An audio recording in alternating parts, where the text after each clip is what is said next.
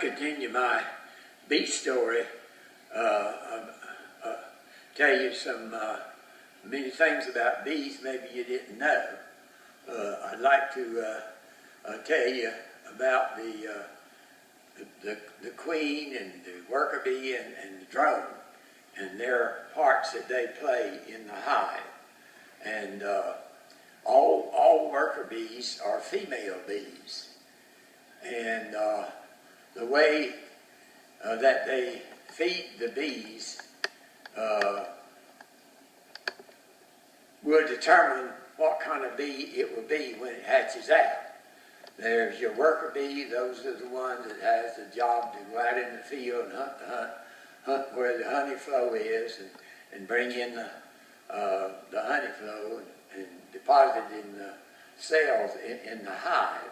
And so many of those worker bees, their job is to work in the hive there, getting the cells ready. They scrape off wax off of their bodies and form the cells on the combs. And each swarm of bees has its own pattern that it wants to go by. So those bees, the queen, her job is to, she's the boss of the hive, and they treat her like she is the queen, because they polish her body, they feed her, they go with her around the combs and show her where to deposit her eggs in those empty little cells. And this is a cycle that continues on. Ever so often, there's so many worker bees hatching out, and then she has to go back and lay more eggs in there, because there's so many of those worker bees died off all the time, because their wings wear out. After they make several trips out in the field together in the honey, well, their wings just wear out and they just fall to the ground and die. But they have others to replace them immediately, and that's the reason the swarm can be kept going and be strong, hive will be, as long as they have a good queen that can lay a lot of eggs every day. And so they begin to work and fill up the hive with honey, and they when they get these cells almost ready to be kept, well, they got their built-in air conditioning going all the time. There's hundreds of those bees standing still and fluttering their wings, and it causes the air to circulate, and it gets all of the water out of the separated from the honey.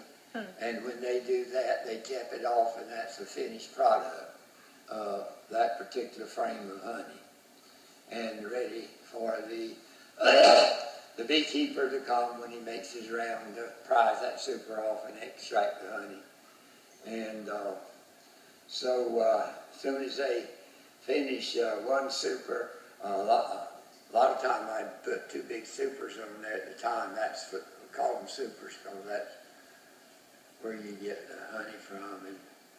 And it didn't take them about 10 days to fill it up when there was a good honey flow on it. So you prize those supers off that was ready. I had to smoke them. I would come up from the back side of the hive and smoke them in front of the hive, reach around, and then gradually prize off the lid and smoke, make the bees go down towards the bottom to get them out of the honey, because I didn't want to take a lot of them to the bee house, because they'd just be in the way. And so before long, I would have one super off, and then I'd go down to the next. And some of the hives, maybe I'd get 3 supers of honey off of it, and I'd go to the next, and like that until I got all the honey off, and then I'd put it on the truck and haul it to the honey house. I had a little honey house built. Had me an extractor I bought to extract the honey. It would hold 4 large frames and 6 small, I believe.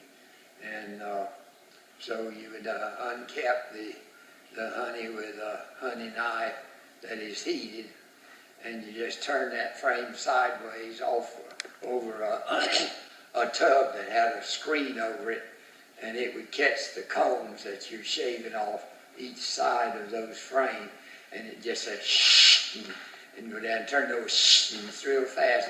Put that frame in your extractor and do another one till you get the extractor full, and then somebody would be extracting that while another one would be getting the honeycomb out of another. Who helps you with that? Super. Ida Mae and a high school boy. We had a high school boy hired to help. And so it was just three of us working. It was like clockwork. And before long, we'd have a drum of honey. We could extract 2 drums of honey on Saturday. Where'd you get the queen bee? 3 of us.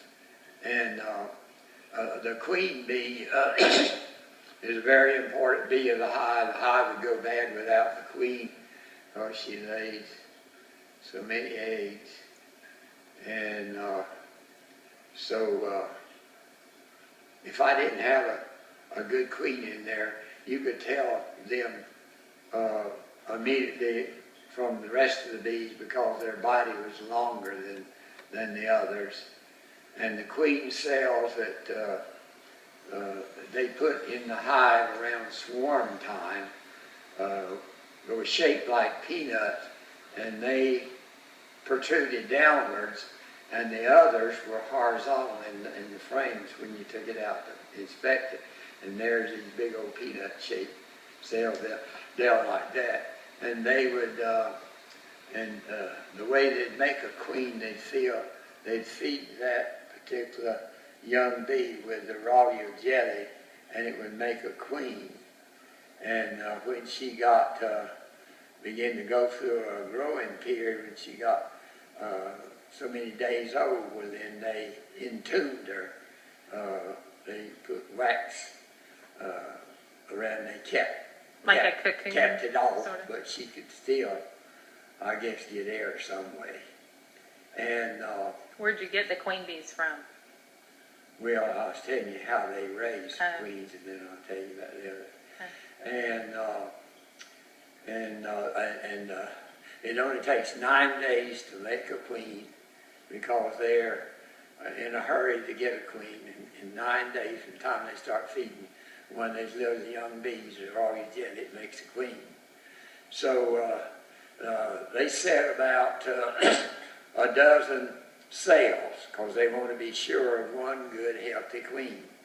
And usually the first one out, if she is a good, strong bee, well, then she'll have all the rest of them cut out and killed, because the hive don't need but one queen. And then, and this is during swarm season, and they want a swarm seed, and well, for them to make a new queen, they've already swarmed, and they've made the new queen. So the queen gets ready to come out, the drones are ready, and one of them follows her. They fly up in the air and mate up in the air and fall down on the ground or on the limb of a tree or something. And then that queen is fertile the rest of her life. She don't have to mate anymore. Oh. But for some reason or other, the drone dies. And he's just no longer around, but there's plenty more to take his place. And so she, the new queen, will, this is after her swarm has come out, and maybe the beekeepers caught them, or they swarmed and went to a hollow tree somewhere, one or the other. And, but now,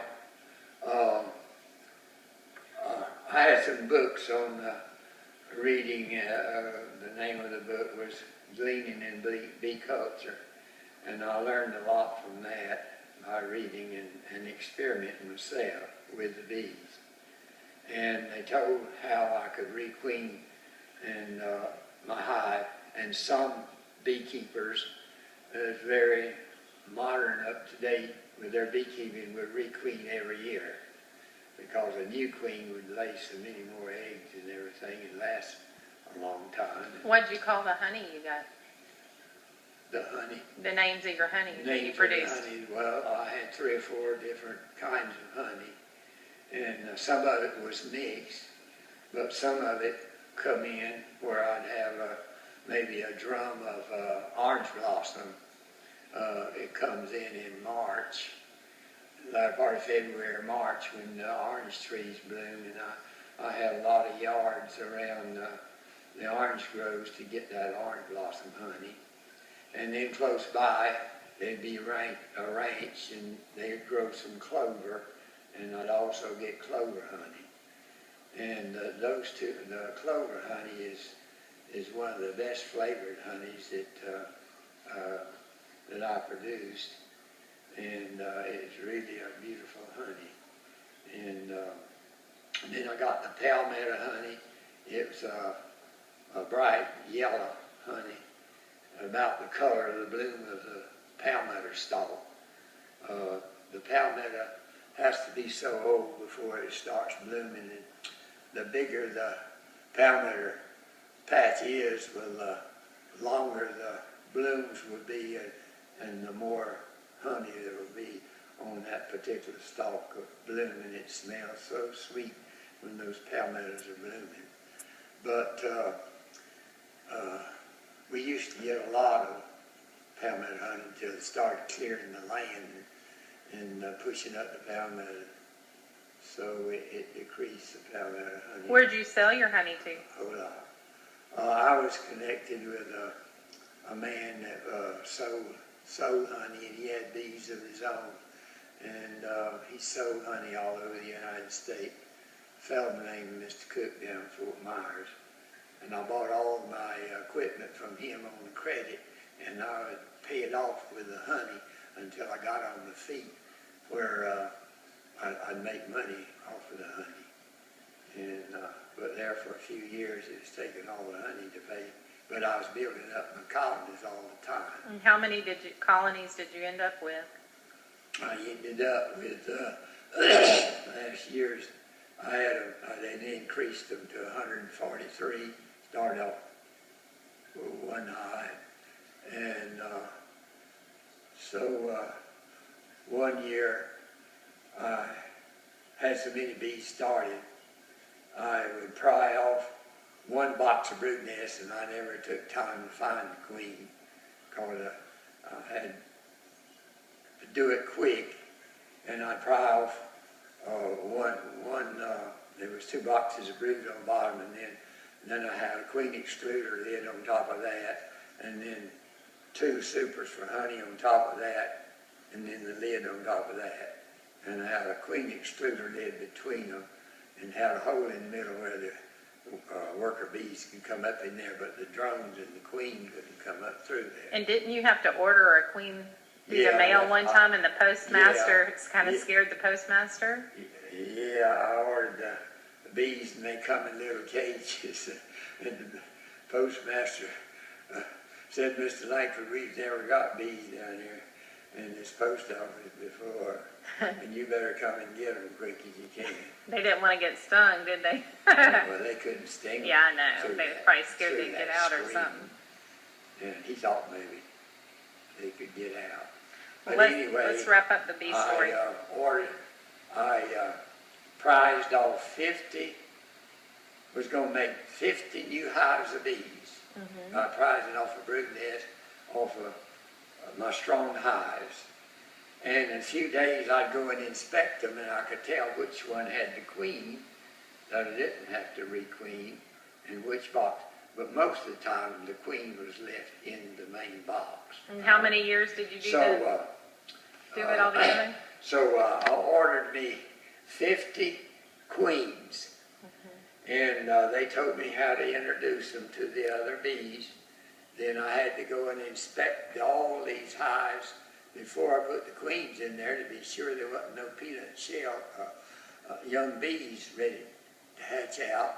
And so I had to pinch all of them, throw them out of there, and so they'd accept the new queen